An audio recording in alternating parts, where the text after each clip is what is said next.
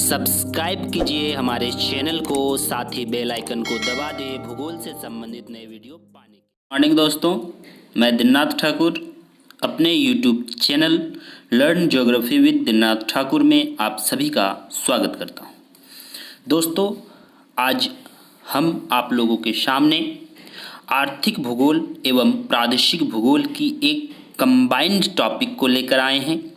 यह टॉपिक आने वाले सभी परीक्षाओं के लिए काफ़ी महत्वपूर्ण होने वाली है। इस टॉपिक पर हम लोग दो पार्ट में बांटकर अध्ययन करेंगे, जिसमें से पार्ट 1 आज हमारा पंचवर्षीय योजनाएं हैं और पार्ट 2 भी पंचवर्षीय योजनाएं होंगी। लेकिन आज के वीडियो के उपरांत जितनी सारी बातें होंगी वो पार्ट 2 के अंतर्गत होंगे। आज के वीडियो में हम लोग पंचवर्षीय योजना का कुछ ओवरव्यू अवलोकन करेंगे, उनके हिस्ट्री के बारे में जानेंगे, साथ ही साथ प्रथम, द्वितीय और तृतीय पंचवर्षीय योजनाओं के मूलभूत बिंदुओं के बारे में जानेंगे। तो यदि आप हमारे चैनल में नए हैं, पहली बार हैं, तो हमारे चैनल को सब्सक्राइब कर लें, साथ ही बेल आइकन को दबा दें। और यदि आपको वीडियो ये अच्छी लगती है तो शेयर, कमेंट और लाइक जरूर करें। सबसे पहले हम लोग जानेंगे कि भारत में योजना आयोग की स्थापना कब किया गया था, क्योंकि यूजीसी नेट इससे संबंधित प्रश्न पूछ चुकी है। तो योजना आयोग की स्थापना सबसे पहले 1951 ईस्वी में किया गया। और जहाँ तक पंचवर्षीय योजना की बात है, तो पंचवर्षीय योजना हर 5 साल के ड्यूरेशन में, 5 साल के सेशन में भारत सरकार द्वारा स्वतंत्रता के उपरांत विशेष आर्थिक गतिविधियों को बढ़ावा देने के लिए लागू की गई योजना है।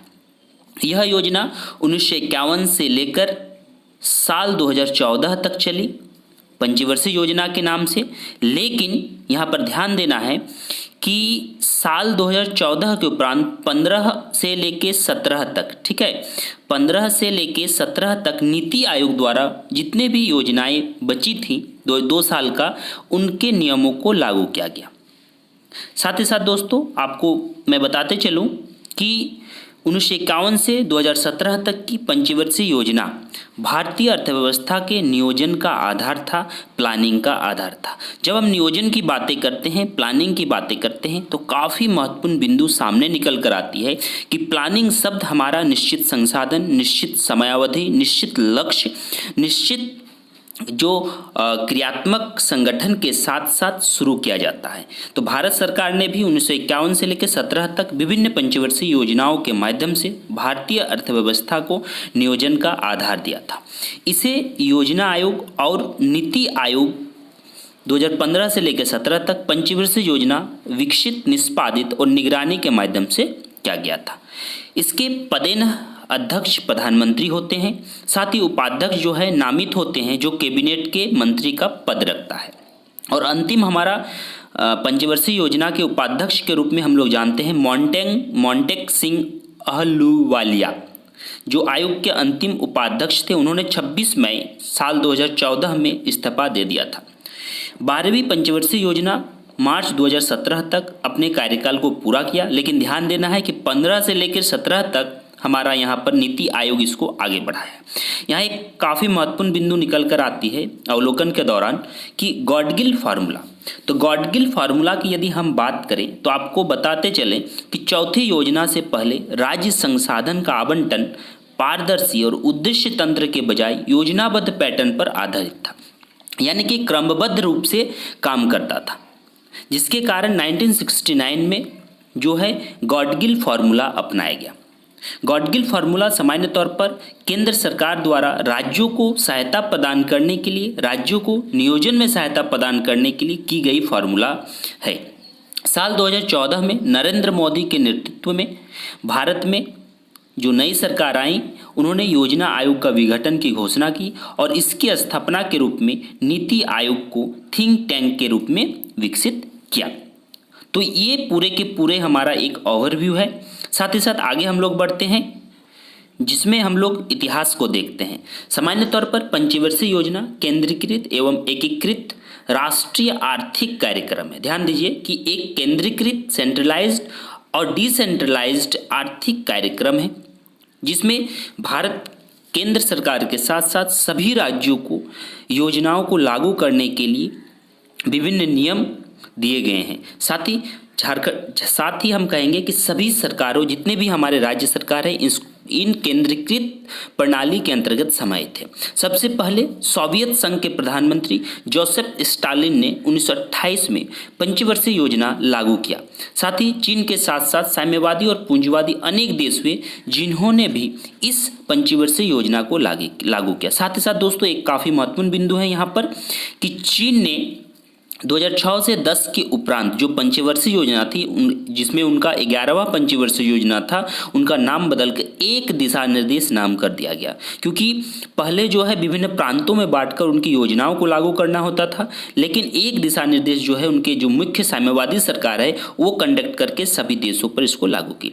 उसी कड़ी में, इन्हीं इतिहास के कड़ी में सोवियत संघ को देखते हुए भारत ने भी 1951 में योजना आयोग की स्थापना की और 1951 से 1961 तक पहली पंचवर्षीय योजना का शुरुआत किया। तो यहाँ पर मैं आज आप लोगों को 3 पंचवर्षीय योजना के बारे में बताऊंगा और पुनः मैं अगले वीडियो में बाकी योजनाओं के बारे में बिंदुवार चर्चा करूंगा। तो पहली पंचवर्षीय योजना 1951 से 1956 तक चली, जो 1 अप्रैल 1951 से प्रारंभ की गई। 1 अप्रैल हमारा बजट ईयर होता है, इनको भी ध्यान देना है। यह योजना डोमर समृद्धि मॉडल पर आधारित था। एक काफ़ी बड़े अर्थशास्त्री थे डोमर, उन्हीं पर आधारित ये मॉडल था और UGC NTA net previous year में इससे संबंधित प्रश्न पूछ चुकी है। साथ ही इस योजना का मुख्य उद्देश्य युद्ध एवं विभाजन से उत्पन्न असंतुलन को दूर करना था, खाद्यान्न आत्मनिर्भरता को प्राप्त करना था, साथ ही साथ स्फीति कारक प्रवृत्तियों को रोकना था। साथ ही इस पहली पंचवर्षीय योजना के अंतर्गत कृषि और सिंचाई को काफ़ी प्राथमिकता दी गई और इसी योजना के अंतर्गत जो हमारा है 1952 ईस्वी में सामुदायिक विकास कार्यक्रम, इसको आप लोग जरूर नोट डाउन कर लें, जो किसी भी एग्जाम में पूछा जा सकता है कि किस पंचवर्षीय योजना के अंतर्गत सामुदायिक विकास कार्यक्रम शुरू किया गया।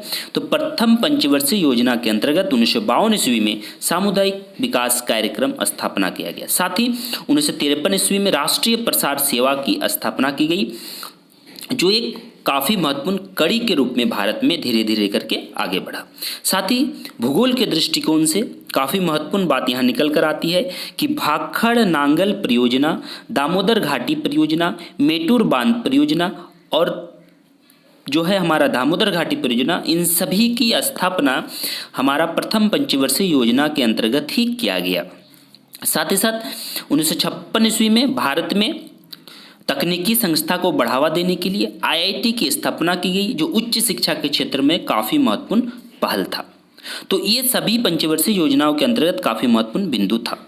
दूसरी पंचवर्षीय योजना के अंतर्गत जो 1956 से 1961 तक मानी जाती है, यह योजना सामान्य तौर पर सार्वजनिक क्षेत्र के विकास और तेजी से औद्योगिकरण पर केंद्रित था।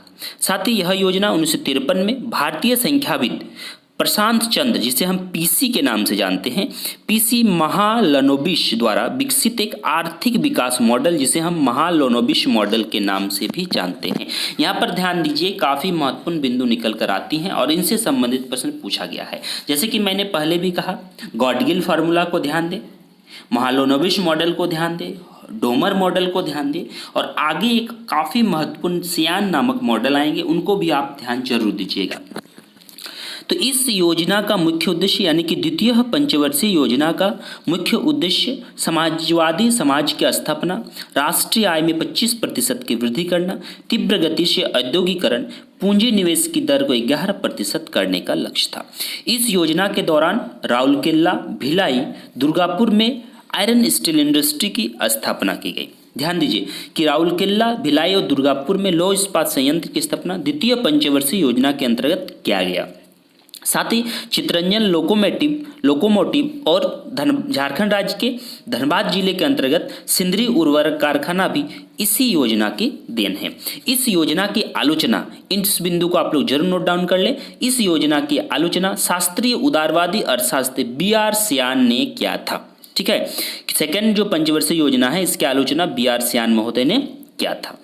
तीसरा पंचवर्षीय योजना जो गेहूं उत्पादन और कृषि में सुधार पर विशेष जोर दिया, या फिर हम कह सकते हैं कि कृषि और उद्योग के क्षेत्रों में बढ़ावा देने के लिए 1961 से 66 के बीच तीसरी पंचवर्षीय योजना लागू की गई। और साथ ही साथ बांधों का निर्माण यहाँ पर जारी रहा और इसका मूल उद्देश्य भारतीय अर्थव्यवस्था को आत्मनिर्भर एवं स्फूर्त बनाना था। वही आत्मनिर्भर के कॉन्सेप्ट्स को वर्तमान समय में माननीय प्रधानमंत्री नरेंद्र दामोदर दास मोदी द्वारा इसको आगे बढ़ाया गया है, जो हमारा तीसरी पंचवर्षीय योजना के अंतर्गत ही बात किया जा चुका था। इस योजना में हमने यानी कि इस योजना के अंतर्गत रुपये का अवमूल्यन हुआ, काफ़ी मात्रा में रुपये का ह्रास हुआ। अब यहाँ पर सवाल है कि रुपये का ह्रास क्यों हुआ? क्योंकि भारत चीन युद्ध 1962 में, भारत पाकिस्तान युद्ध 1965 में, साथ ही साथ जो है सूखा का दौर पड़ा 1965 से 66 में। तो काफ़ी मात्रा में भारत इस योजना को सफल लाने में असफल हो गया और भारतीय मुद्रा जो है काफ़ी मात्रा में ह्रास हुआ। रूस के सहयोग से तीसरी योजना के अंतर्गत झारखंड के बोकारो जिले के अंतर्गत आयरन स्टील इंडस्ट्री की स्थापना की गई। साथ ही साथ और एक चीज़ यहाँ पर ध्यान देना है कि पहली, दूसरी और तीसरी योजना में सरकार को ट्रिकल डाउन थ्योरी का अनुसरण करना पड़ा। यहां पर काफी महत्वपूर्ण बिंदु है ट्रिकल डाउन थ्योरी। तो ट्रिकल डाउन थ्योरी हमारा क्या है? जो पहली, दूसरी और तीसरी पंचवर्षीय योजना के अंतर्गत सरकार ने इस नियम को अपनाया था। तो यहां पर जो ट्रिकल डाउन थ्योरी है, जो इकोनॉमिक्स के 3 सिद्धांतों पर आधारित है। जो पहला हमारा बिजनेस है, दूसरा हमारा इन्वेस्टर है और तीसरा हमारा एंटरप्रेन्योरशिप है। ठीक है, तो ये 3 सिद्धांत पर आधारित है हमारा पहली, दूसरी और तीसरी पंचवर्षीय योजना। तो दोस्तों, कैसा लगा होगा आपको ये हमारा वीडियो? यदि अच्छा लगा है तो जरूर लाइक करें, शेयर करें, साथ ही साथ कमेंट करें, और यदि अच्छे नहीं भी लगे होंगे तो आप डिसलाइक करके हमें जरूर बताएं। साथ ही साथ यदि हमारे चैनल में पहली बार है तो हमारे चैनल को सब्सक्राइब करें एवं बेल आइकन को दबा दें। साथ ही दोस्तों, अगली वीडियो में हम लोग बात करेंगे आगे की मूलभूत पंचवर्षीय